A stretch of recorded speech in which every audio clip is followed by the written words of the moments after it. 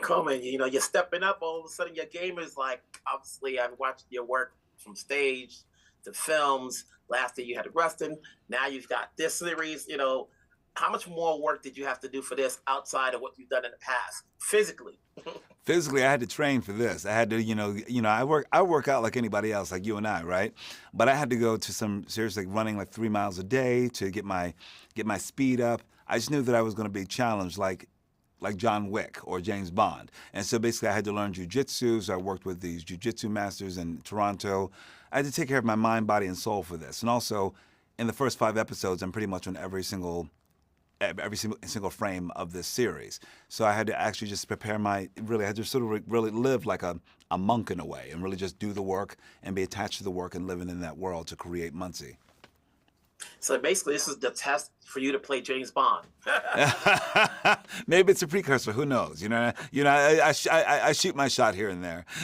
But this is a role that that obviously is that you and the character get a lot to do. At first, I said I'm looking through the credits. Let's make sure Don Lemon is not an EP on this.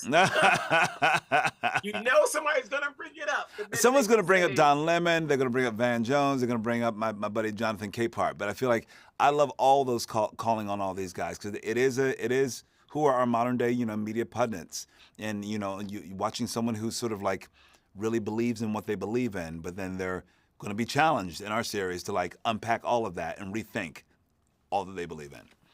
So when you take on a role like this, and obviously like you said, it's a media pundit, do you now have a new perspective what these guys go through?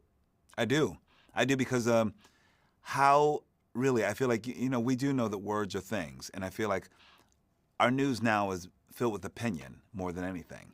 And I think that, it's not, there's a different, and I'm not going to say it's not journalism per se, but it's different. It's different than what I learned when I was at Temple University studying news writing.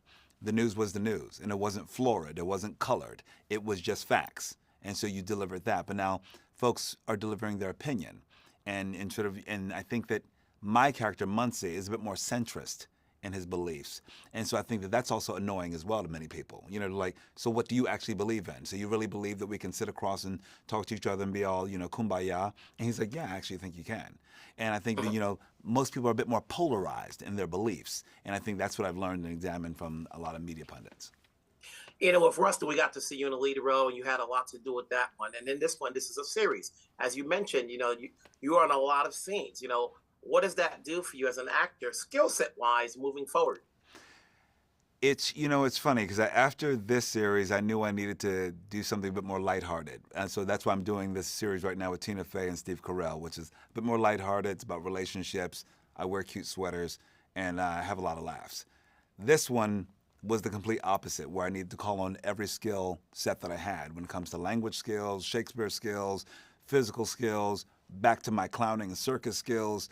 It called on everything because it required everything to be fully engaged in this character and find the emotional truths also with that. And also, I love that Muncie has all these different opportunities to work. He's different in every single scene and with every different person because he's got to navigate his almost ex-wife, his kids, his best friend, and Julia Jane, who's trying to kill him.